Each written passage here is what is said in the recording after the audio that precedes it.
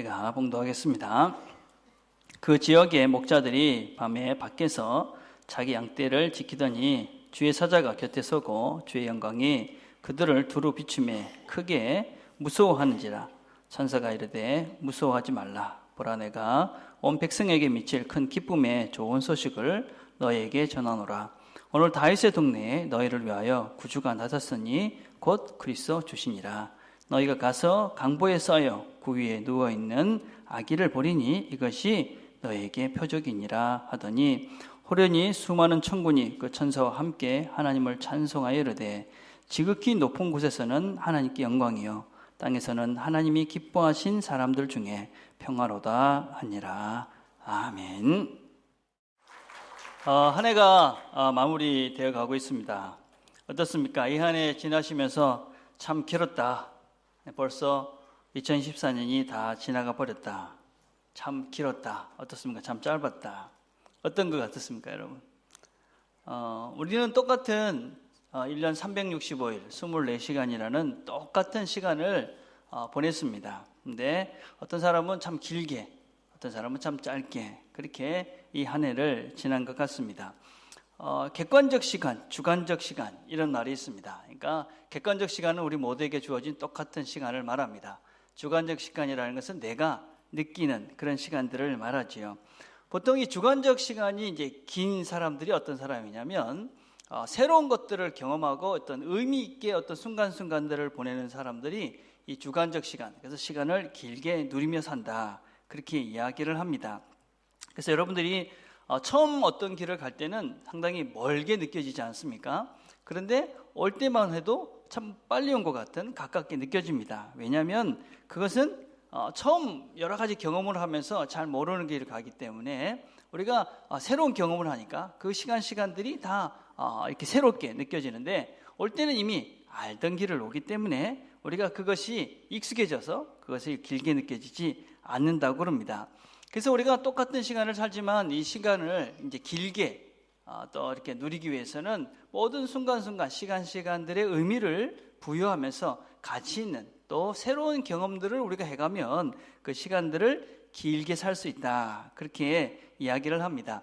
사실은 나이를 들어가면 시간이 날아간다, 이런 표현들을 하십니다. 왜냐하면 늘 똑같은 시간, 똑같은 일들을 반복적으로 하면서 살 가능성이 많기 때문에 그렇습니다. 새로운 경험이 별로 없는 것이죠. 그래서 똑같은 시간들을 하니까 똑같은 어떤 면에서 인생을 사는데도 그냥 별로 시간이 이렇게 빨리 날아가 버리는 것 같은 그런 시간의 느낌들을 우리가 받는다고 그럽니다. 그래서 우리가 시간을 이렇게 풍성하게 또 누리며 살기 위해서는 시간마다 의미를 생각하며 살아야 되고, 또 새로운 도전과 새로운 일들을 시작하면 우리가 똑같은 시간을 보내도 그 시간을 주관적으로 아주 풍성하게 살 수 있다, 그렇게 이야기를 합니다. 이것은 세상 사람들이 시간을 누리면서 사는, 세상에 사는 일반적인 믿지 않는 사람들이 세상에 살면서 시간을 누리는 방법이다라고 할 수 있습니다. 그럼 그리스도인들은 어떻게 사는 것이 이 시간을 이렇게 풍성하게 또 시간을 잘 썼다고 그렇게 우리가 이야기할 수 있을까요? 고린도전서 10장 31절은 이렇게 말합니다. 그런즉 너희가 먹든지 마시든지 무엇을 하든지 다 하나님의 영광을 위해서 해라. 우리는 우리에게 주어진 이 시간에 주어진 모든 시간들 속에서 어떻게 하나님의 영광을 위해서 살았는가, 이것이 우리에게 참다운 시간의 가치다라는 것입니다. 우리가 똑같은 인생의 이 여정길을 걸어가면서 어떤 영혼의 시간, 하나님에게 관련이 되어지는 그런 하나님께서 기대하는 영생의 시간을 보낸 것이 그리스도인에게서는 참다운 시간의, 또 가치 있는 시간의 의미다라고 할 수가 있습니다. 자, 그러면 이 하나님의 영광을 위해서 산다, 이 말은 도대체 무슨 의미입니까? 우리는 다, 여러분들이 다 하나님의 영광을 위해서 살고 싶습니다. 우리는 하나님의 영광을 위해서 살아야 됩니다, 그렇게 말씀을 하는데, 그럼 하나님의 영광을 위해서 사는 것은 도대체 무엇인가? 자, 우리는 성탄절에 낮은 것으로 오신 주님에 대해서 같이 생각을 해봤습니다. 약함이 강함을 이긴다. 그리고 예수님께서는 그런 약함이 연약함이, 순함이 악함을 또 포악함을 이긴다는 것을 보여주기 위해서 작은 마을에 오셨습니다. 가난한 목수의 아들로 오셨습니다. 사람들이 더 이상 낮아질 수 없는 마을 구유로 오셨습니다. 그리고 그분의 소식 역시 이 땅에서 가장 낮은 사람들 중에 한 사람들인 이 천한 사람들에게 이 소식이 전해집니다. 2장 8절에 보니까 그 지역의 목자들이 밤에 밖에서 자기 양떼들을 지키더니, 우리는 목자 생각하면 예수님이 이렇게 그 양떼들을 이렇게 몰고 가는 그런 그림들 때문에 상당히 낭만적으로 생각을 합니다. 그렇지만 이 목자라는 그 직업은 그렇게 낭만적인 직업이 아닙니다. 여러분 생각을 해보십시오. 오늘 본문에도 밤에 밖에서 양들을 지키는 직업이니까 그렇게 이 직업은 그렇게 좋은 직업이 아니었습니다. 그래서 그 당시에 이 자유민들 중에는 가장 힘든 직업, 그래서 사람들이 그 직업을 별로 택하고 싶지 않았던 직업, 그것이 바로 이 목자라는 직업이었습니다. 그래서 사람들에게 이 목자라는 것은 참 힘든, 그리고 참 좀 안 된, 그래서 어쩌면 사람들에게 불쌍히 여김을 받는 직업이 목자였습니다. 대표적인 그 시대의 가난한 사람, 힘없는 사람의 한 대표적인 모습이다라고 할 수 있습니다. 그런 소식, 그 사람들에게 예수님께서 오셨다는 첫 번째 소식이 들려집니다. 그리고 그 소식과 더불어서 놀라운 천사들의 찬양이 들려집니다. 하늘에는 영광이요 땅에는 그 기뻐하심을 입은 자들에게 평하다라는 말씀입니다. 이 목자들에게 하나님의 영광이 나타났습니다. 2장 9절에 보니까 주의 서자가 곁에 서고 주의 영광이 그들을 두루 비추매 크게 무서워하는지라. 이 영광이라는 말은 하나님의 임재를 의미합니다. 하나님의 임재, 하나님이 임재하는 곳에 이 영광이라는 표현과 같이 사용을 합니다. 출애굽기 16장 10절에 보면 아론이 이스라엘 자손의 온 회중에게 말하여 그들이 광야를 바라보니 여호와의 영광이 구름 속에 나타났다. 그 여호와의 영광은 하나님이 함께 하셨다라는 그런 표시입니다. 또 출애굽기 24장 16절에 보니까 여호와의 영광이 시내산 위에 머무르고 구름이 엿새 동안 산을 가리더니 일곱째 날에 여호와께서 구름 가운데서 모세를 부르더니, 그래서 그 모세가 있었던, 그리고 모세를 부르는 그 시내산에 하나님께서 함께 하셨다라는 의미입니다. 또 사무엘상 4장 22절에 보니까 또 이르기를 하나님의 궤를 빼앗겼으므로 영광이 이스라엘에서 떠났다 하였더라. 하나님이 그곳에서 떠났다라는 표현입니다. 하나님의 영광, 그것은 바로 하나님의 임재를 의미합니다. 자, 그런데 목자들이 이 하나님의 영광, 하나님의 임재를 보면서 두려워합니다. 무서워합니다. 크게 무서워 떨었다, 그렇게 이야기합니다. 왜 그렇습니까? 우리 사람은 하나님의 임재 앞에 서면 두려울 수밖에 없습니다. 왜냐하면 하나님은 완전하시고 온전하신 분인데 우리는 죄인이지 않습니까? 그래서 우리가 그 하나님 앞에 서면 우리 모두는 두렵습니다. 그래서 이사야서 6장 5절은 이렇게 말합니다. 그때 내가 말하되 화로다 나여 망하게 되었도다. 나는 입술이 부정한 사람이요 나는 입술이 부정한 백성 중에 거주하면서 만군의 여호와이신 왕을 배웠음이로다 하였더라.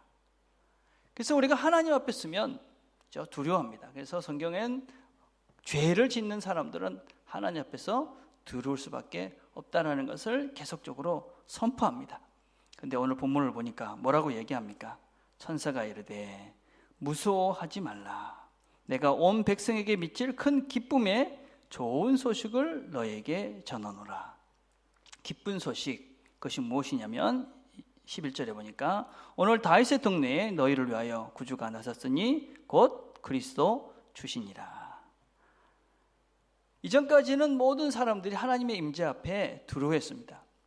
여러분, 예수를 모르는 사람은 하나님 앞에 서는 것을 두려워할 수밖에 없습니다. 그런데 우리에게 복된 소식이 전해졌습니다. 그것은 무엇이냐면 하나님이 이 땅에 오셨다 하는 것입니다. 여러분, 왜 사람들은 그 하나님 앞에 서는 것을 두려워합니까? 그분은 우리의 모든 것들을 아십니다. 전능하십니다. 그리고 그것을 가지고 우리를 심판하신다고 생각을 합니다. 심판을 벌어받는 것이죠. 우리의 모든 것들을 아는 사람 앞에 우리가 서면 우리가 두려울 수밖에 없습니다. 근데 하나님은 그런 분입니다. 자, 근데 하나님 우리 모든 것을 아는 그분 앞에 서면 우리가 두려운데 복된 소식이다 이야기하면서 구주가 나셨다고 말씀합니다. 왜냐하면 이 땅에 오신 그분은 더 이상 우리의 심판자가 아니라 우리의 변호사가 되시기 때문입니다. 우리의 위로자가 되시기 때문에 그렇습니다. 예수님께서 이 땅에 오시고 또 당신의 영이신 성령을 우리에게 보내주시면서 그분을 이렇게 소개하고 있습니다. 요한복음 14장 16절을 보니까 내가 아버지께 구하겠으니 그가 또 다른 보혜사를 너에게 주사 영원토록 너희와 함께 있게 하시리라. 다른 보혜사, 이 보혜사라는 말은 카운셀러라는 말입니다. 변호사라는 말입니다. 보호자라는 의미를 가지고 있습니다. 그래서 하나님께서 이 땅에 오시기 전까, 예수가 이 땅에 오시기 전까만 해도 모든 사람은 하나님 앞에 서는 것을 두려워할 수밖에 없었습니다. 죄라는 것이 자기의 모든 것을 아는 분이기 때문에 또 자기의 그 모든 것들을 벌할 수 있는 분이기 때문에 두려워할 수밖에 없었습니다. 근데 이제 그 하나님이 다른 분으로 오신 것입니다. 더 이상 정죄자나 심판자로 오신 것이 아니라 우리의 변호인으로 이 땅에 오신 것입니다. 우리의 보호자로 오신 것입니다. 우리의 카운셀러로 오셔서 우리가 함께 하시면서 우리의 죄를, 우리의 또 이 벌받아야 될 이런 모든 것들을 대신 변호하시면서 우리와 함께 하시면서 우리를 인도해 가시는 것입니다. 우리는 하나님에 대해서 대단히 이중적인 태도를 취할 때가 많이 있습니다. 여러분 어떻습니까? 다 하나님이 함께 해주시기를 원하시지요. 그러면서도 하나님이 함께하는 것에 두려움도 느낍니다. 왜냐하면 내가 잘못하며 살기 때문에, 죄를 짓기 때문에 그렇습니다. 그것은 하나님이 이 땅에 오신 그 예수를 통해서 예수가 우리에게 더 이상 정죄자나 심판자가 아니라 그분이 우리의 변호인이 되시고 우리의 중재자가 되시고 그분이 우리의 보호자가 되신다는 것을 믿지 못하기 때문에, 아니면 바로 알지 못하기 때문에 그렇습니다. 여러분, 하나님을 제대로 아는 자들은 또 하나님을, 우리가 예수 그리스도에서 하나님을 알게 되면 더 이상 하나님의 임재는 우리에게 두려움이 돼서는 안 됩니다. 그 하나님의 임재는 우리의 삶에 형통함이 될 수밖에 없기 때문에 그렇습니다. 여러분, 하나님이 함께 하심 때문에 형통함을 누린 대표적인 사람, 그게 누구냐면 요셉입니다. 요셉. 자, 창세기 39장 2절과 3절에 보면 여호와께서 요셉과 함께 하심으로 그가 형통한 자가 되어 그의 주인 애굽 사람의 집에 있으니 그의 주인이 여호와께서 그와 함께 하심을 보며 여호와께서 그의 범사에 형통하게 하심을 보았더라. 39장 21절에 보면 여호와께서 그의 요셉과 함께 하시고 그에게 인자를 더하사 간수장에게 은혜를 받게 하셨다. 23절에 보니까 간수장은 그의 손에 맡긴 것을 무엇이든지 살펴보지 아니하였으니 이는 여호와께서 요셉과 함께 하심이라. 여호와께서 그를 범사에 형통하게 하셨더라. 하나님이 함께하는 곳은 형통함이 있습니다. 바르게 되고 옳게 되고 그를 궁극적으로는 하나님께서 원하시는 그곳으로 인도해 가시는 것입니다. 그런데 우리가 기억해야 될 것은 무엇이냐면 형통한다고 해서 늘 요셉이 편안하고 안락한 자리에만 있었던 것은 결코 아닙니다. 요셉은 노예로 끌려갔습니다. 종노릇을 했습니다. 거기서 형통케 했는데 감옥에도 갔습니다. 그리고 오랜 시간 감옥에서 기다림의 시간도 가졌습니다. 그러나 그 순간순간에도 하나님이 함께 하셨고 그는 형통함을 누릴 수가 있었습니다. 우리가 어떻게 우리의 인생이 마무리될는지, 또 우리가 나중에 우리가 지금 당하는 일들이 어떻게 될지는 알지 못합니다. 그러나 분명한 것은 우리가 하나님이 우리와 함께 하시고 그분의 기대하시는 것은 우리의 삶을 통해서 하나님을 닮아가고 우리가 하나님의 영광을 높이며 살기를 기대하시기에 지금 현실 속에서 비록 어떠한 일이 있을지라도 이곳에서 하나님은 우리에게 형통함을 주십니다. 우리에게 하나님의 뜻대로 그 길을 인도해 가신다 하는 것입니다. 하나님께서 우리에게 그 인생의 참된 형통함을 주시기 위해서, 우리와 함께 하시면서 그 일을 이루어 가시기 위해서 이 땅에 오신 것입니다. 여러분, 그래서 그분이 더 이상 우리의 심판자나 정죄자가 아니라 우리의 보호자로, 우리의 변호인으로, 우리의 카운셀러로 이 땅에 함께 오셨다. 그분이 임마누엘로 우리와 함께 하신다. 그것이 복음입니다. 복음은 다른 것이 아닙니다. 하나님이 이 땅에 오셔서 우리의 인도자가 되시고 우리의 보호자가 되시고 우리의 변호인이 되신다라는 것이 복음이지요. 자, 또 다른 하나의 또 영광을 이야기합니다. 오늘 본문을 보니까 하늘에는 영광이요, 이렇게 이야기합니다. 하늘에는 영광이요. 이 영광의 또 다른 의미는 최상, 최고의 위대하심을 말합니다. 이 독사라는 말은 최고의 가치를 부여하는 것을 말합니다. 그리고 위대함을 찬양하는 것입니다. 하나님께 최고의 가치를 올려드립니다. 나의 모든 최고의 가장 귀한 것들을 이분에게 올려드립니다. 그래서 이분의 이 위대하심을 찬양합니다. 그것이 바로 이 독사, 하나님 영광이다라는 의미입니다. 그래서 저는 개인적으로는 이 하나님께 영광의 박수를 칩시다, 이런 표현들을 별로 안 좋아합니다. 하나님께 영광을 올리는 것은 그렇게 우리가 가볍게 박수 쳐서 될 일이 아니기 때문에 그렇습니다.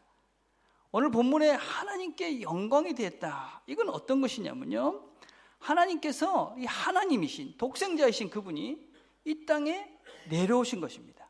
이 땅에 왜 내려오셨습니까? 이 땅에 내려오신 이유는 그가 하나님의 그 영광스러운 그 모든 것들을 다 포기하고 이 땅에 내려오셔서 그가 종이 되고 또 죽음을 맞이하고 그렇게 십자가를 지고 그렇게 자기를 절대적으로 모든 것들을 다 포기한 그것을 말합니다. 그것이 하나님께 영광이 됐다, 그렇게 말합니다. 그것을 빌립보서 2장 5절에서 11절은 이렇게 말합니다. 너희 안에 이 마음을 품으라. 곧 그리스도 예수의 마음이니 그는 근본 하나님의 본체시나 하나님과 동등됨을 취할 것으로 여기지 아니하시고 오히려 자기를 비워 종의 형체를 가지사 사람들과 같이 되셨고 사람의 모양으로 나타나사 자기를 낮추시고 죽기까지 복종하셨으니 곧 십자가에 죽으심이라. 이러므로 하나님이 그를 지극히 높여 모든 이름 위에 뛰어난 이름을 주사 모든 입으로 예수 그리스도를 주라 신하여 하나님 아버지께 영광을 돌리게 하셨느니라. 예수님이 하나님에게 영광이 된 것은 그가 하늘의 모든 것들을 내버리고 이 땅에 가장 낮고 천한 자로 종으로 오셔서 그가 우리의 모든 것들을 대신해서 죽으신, 십자가에서 죽으신 그 일이 하나님께 영광이 되었다 하는 것입니다. 여러분, 우리가 하나님의 영광을 위해 산다 하는 것은 무엇이냐? 그것은 우리가 뭔가 잘 돼서, 무슨 높은 사람이 돼서 돈을 많이 벌어서 나 예수 믿기 때문에 이렇게 됐어, 그것이 하나님의 영광이 아닙니다. 진정 하나님의 영광은 무엇이냐? 우리가 가진 이 모든 것들을 다 내려놓고 내가 온전히 하나님만을 신뢰하고 내가 온전히 약해져서 낮아져서 내가 온전히 하나님을 위해서 모든 것들을 희생하는 그 순간 하나님이 일하시는 그때 하나님의 영광이 나타나는 것입니다.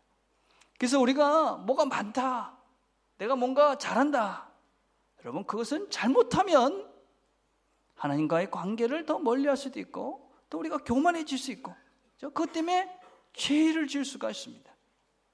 그래서 우리가 잘하는 것으로 우리가 하나님께 영광을 돌리는 것이 아닙니다. 그것보다는 어떤 면에서는 우리가 아무것도 할 수 없습니다. 그래서 나는 정말 낮은 자입니다. 할 것이 없습니다. 하나님만 의지합니다. 그것이 하나님께 영광이 되는 것입니다. 우리의 약함으로 하나님의 뜻을 온전히 이루어가는 것, 이것이 하나님의 영광입니다. 내가 뭔가가 있다라고 생각하고 내가 내 것으로 무엇을 한다라고 생각하는 순간 이미 하나님께는 영광이 아닌 것입니다.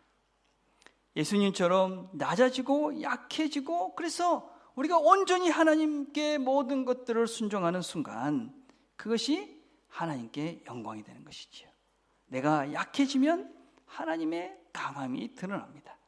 그래서 내가 낮아져서 하나님만을 의지할 때 그곳에 하나님의 영광이 임합니다. 그 하나님의 영광이 임한 그곳에 또 땅에는 평화가 임합니다. 평화는 무엇이냐? 평화는 소극적으로는 분쟁이 없는 것을 말합니다. 전쟁이 없는 것이지요. 전쟁이 왜 납니까? 전쟁은 네 편, 내 편이 있기 때문에 전쟁이 납니다. 갈라짐, 분리되는 것은 다 죄지요. 그렇죠? 예. 그래서 이 평화라는 것은 무엇이냐면 너 편, 내 편이 없이 온전히 하나가 된 상태, 이것이 평화입니다. 이것을 우리가 샬롬 이렇게 이야기합니다. 여러분, 샬롬 이렇게 인사하면 당신과 나는 한 편입니다. 이제 당신과 나는 더 이상 분리될 수 있는 존재가 아닙니다. 이것입니다. 헬라말로 에이레네라는 말인데 이것은 너와 내가 이제 온전히 하나가 됐다, 그런 의미입니다. 그렇죠? 예. 어떻게 우리가 온전한 하나를 누립니까? 링컨이라는 사람이 쓴 이 어록에 보면 이런 말이 있죠. 그죠? 적을 파괴하는 최고의 방법, 그것은 그를 친구로 만드는 것이다. 예. 여러분, 평화를 누리는 최선의 방법이 무엇이냐? 그것은 원수를 사랑하는 것입니다. 원수를 사랑하는. 주님께서 왜 원수를 사랑하려느냐? 하나님께서 우리가 이 땅에서 평화를 누리게 하기를 원하셨기 때문에 그렇습니다. 원수를 사랑하는 순간 그곳에 평화가 임합니다. 주님께서 우리에게 보여주신 방법입니다. 여러분, 마가복음 5장 1절에 가면 예수께서 바다 건너편 거라사인 지방에 이르러, 그래서 예수님께서 이 거라사인 지방에서 일어났던 일을 우리에게 소개를 하고 있습니다. 근데 예수께서 이 바다 건너편, 이렇게 우리 성경에 단순하게 표현이 되어 있지만 이 바다 건너편이라는 지역은 그렇게 만만한 지역이 사실 아니었습니다. 여러분, 사진을 보시면 이 바다 건너편 이 편에는 저렇게 동그란 데는 유대인들이 주로 살고 있던 동네였습니다. 그런데 저 네모난 지역은 어디냐면 가나안 족속들이 주로 살고 있던 그런 동네였습니다. 그래서 이 바다 건너편에는 이방 신전도 아주 많았었고, 그리고 그곳에는 포악하고 음란하고, 그래서 유대인들이 그 동네는 사탄의 동네다 이렇게 생각하고 있던 지역이 바로 이 거라사인 데가볼리 지역이었습니다. 그래서 유대인들은 저쪽 동네 가지 않았습니다. 왜냐하면 저기는 음란한 동네, 저기는 우리 편이 아닌 사탄 편, 그래서 절로 갈 수 없어. 그러던 지역이 바로 이 거라사인 데가볼리 지역이었습니다. 근데 주님께서는 아무렇지도 않게 우리가 저쪽 편으로 건너가자, 그렇게 말씀을 하십니다. 자, 그래서 주님 말씀을 들은 제자들은 그 건너편으로 건너갑니다. 그런데 그 건너편에 들어가니까 보통 다른 지역에는 예수님이 가면 예수님이 오셨다, 우리 이분에게 병자도 데리고 가고 뭘 고침을 받기를 하고 막 아이들 데리고 오고 막 야단폭석인데, 이 동네를 가니까 아무도 주님 앞에 나오지 않습니다. 한 사람이 나옵니다. 누가 나오냐면 무덤에서 귀신이 들려서 아무도 상대하지 않고 있는 사람, 이 한 사람이 예수님 앞에 나옵니다. 그러면서 예수님, 나를 괴롭게 하지 마십시오. 그래서 투정거리면서 예수께 나옵니다. 아무도 없고 무덤에서 홀로 살던 그 소외된 그 사람만이 예수를 알아보고, 그 귀신이 예수를 알아보고 예수께 나옵니다. 예수님께서 묻습니다. 내 이름이 무엇이냐? 그러니까 내 이름은 군대니 우리가 많음이다. 군대다, 주변에 적이 많다, 그런 의미를 가지고 있지요. 사실 그 당시 이 데가볼리라는 지역에는 로마 군대가 약 6천 명 정도가 로마 군인이 상주하고 있었다고 그럽니다. 그리고 특별히 그 군대의 상징이 무엇이냐면 돼지머리였습니다. 돼지머리. 예. 자, 그런데 주님께서 군대다 그렇게 이야기하고 이 귀신 들린 사람이 어떻게 하라고 그럽니까? 저 돼지떼에게 들어가게 해주십시오. 그러니까 이 돼지떼에 들어가게 하고, 그래서 그 돼지떼가 몰살을 합니다. 그리고 그 동물 돼지와 군대가 동시에 몰살하고 나니까 이 귀신 들린 자가 해방이 되었습니다. 자, 그래서 이제 온전한 정신이 든 겁니다. 그 전까지만 해도 무덤 사이를 뛰어다니면서 미친 사람으로 도저히 아무도 제어할 수 없어서 마을에서 살지 못하고 그 무덤가에서 살던 사람이 온정신이 된 것입니다. 제정신이 돼서 예수님 앞에 서 있는 것입니다. 그럼 어떻게 됩니까? 야, 예수님 대단한 분이네. 우리 집에 누가 아픈데, 아니면 누가 귀신 들렸는데 누가 어떤 일이 있는데 예수님께 나와서 이 문제를 해결해 달라고 그래야 될 건데 이렇게 해야 되는데 어떻게 하느냐? 이 사람들이 와서 예수께 간구하기를, 떠나가기를 간구합니다. 이 동네에서 빨리 나가주십시오. 그렇게 이야기합니다. 왜냐하면 예수가 이 사람들이 생각하기에는 다른 편이라고 생각했기 때문에 그렇습니다. 다른 편. 이분은 저쪽 편에서 온 사람이야. 그러니까 나하고는 반대되는 사람이야. 그러니까 나를 그 능력으로 해할 수도 있다. 그렇게 생각하기 때문에 그분을 보냅니다. 우리 동네를 떠나가 주십시오. 자, 그런데 갑자기 6장에 가면 분위기가 바뀌어집니다. 주님께서 다시 이 게네사렛 땅에 가게 되어집니다.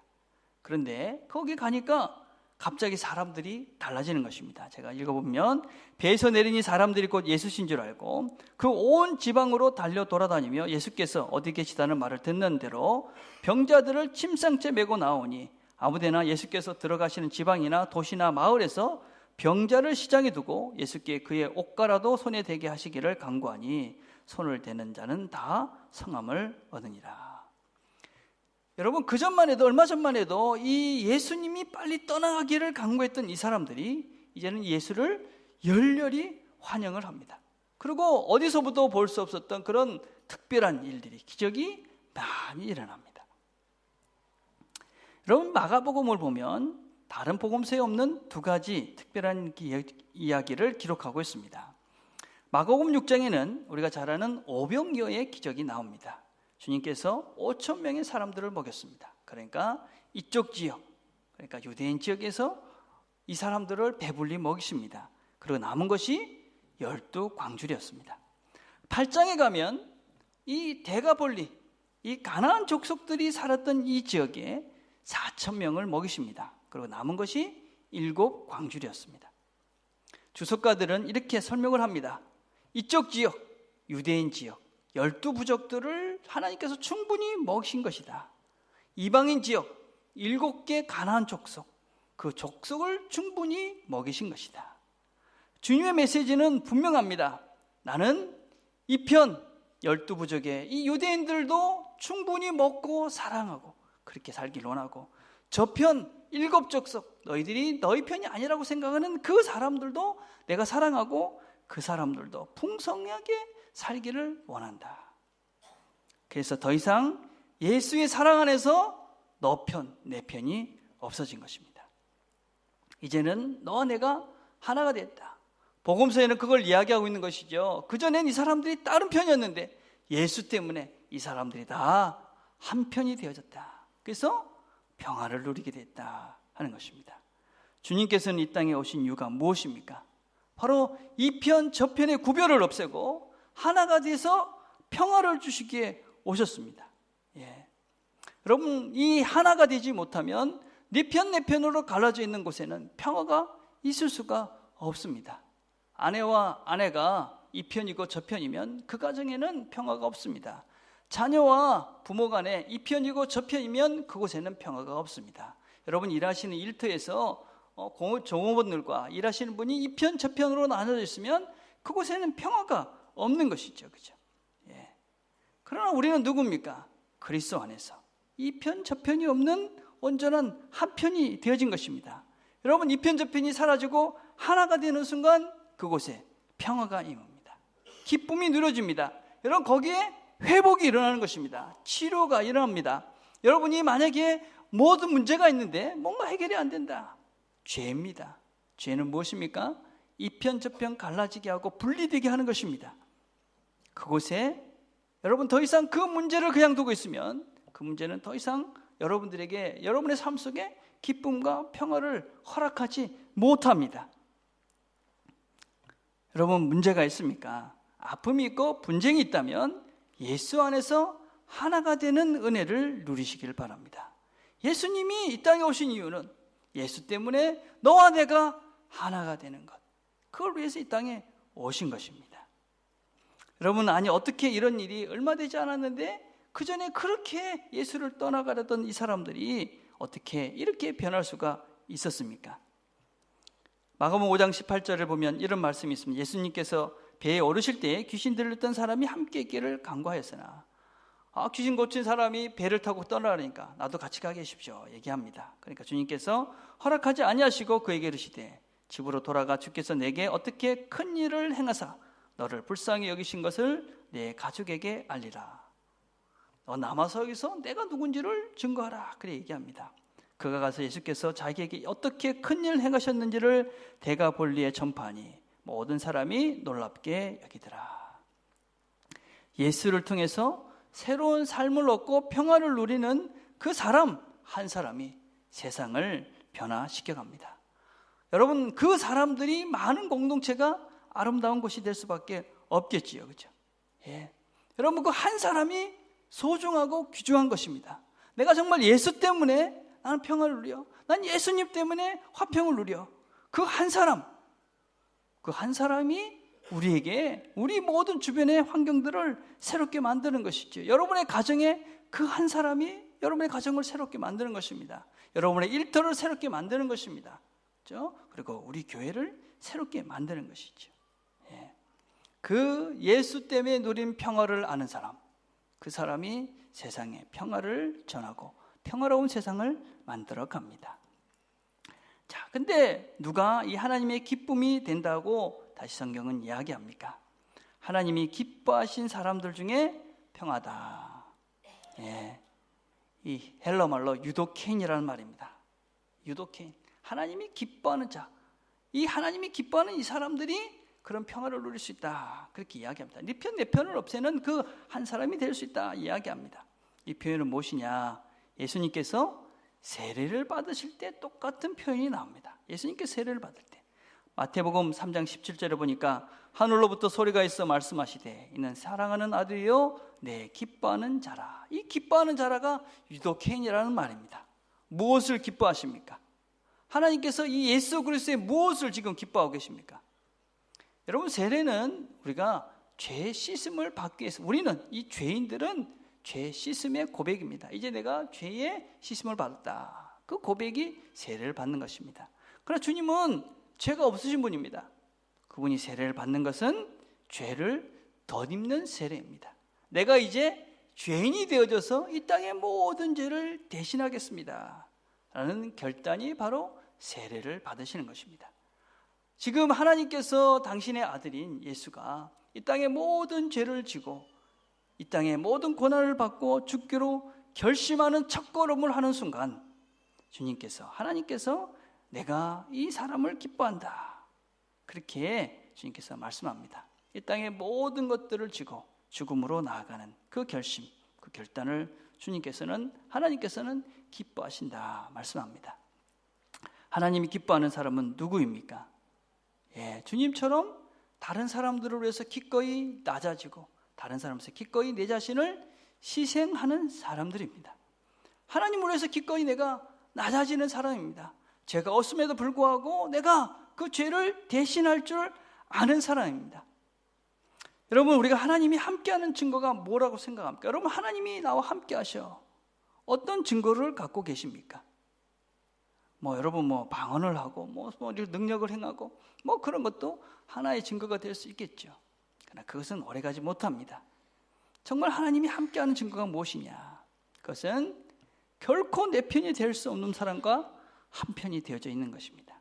내가 용서할 수 없는 그 사람을 용서하는 것입니다. 내가 결코 같이 하고 싶지 않은 그 사람과 함께하는 것입니다. 여러분, 그 증거가 내가 용서하고 한편이 되어지고, 그리고 내가 그 사람과 함께할 수 없는데 예수 때문에 함께하고 있는 것입니다. 예수 때문에 내가 용서를 하는 것입니다. 예수 때문에 그 사람과 한편이 돼서 그 길을 걸어가는 것입니다. 그것이 내가 예수를 믿는, 그렇죠? 하나님이 우리와 함께하는 증거입니다. 우리가 낮아지려고 애를 씁니다. 약해지려고, 순해지려고, 선해지려고 애를 쓰지요. 그러나 우리가 잘 안 됩니다. 그죠? 예, 힘듭니다. 그죠? 예, 그래서 어떻게 합니까? 우리가 성령의 도우심을 구합니다. 애를 쓰죠. 그죠? 예.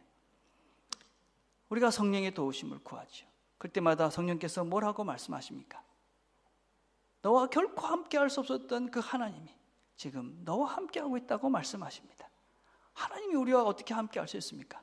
하나님이 우리의 모든 죄를 사하시고 우리 죄를 용서해 주시고 눈 감아 주시고 우리를 덮어 주시고 우리와 이렇게 한편이 되어 주셨기 때문에 내가 하나님 앞에 설 수 있는 거 아닙니까?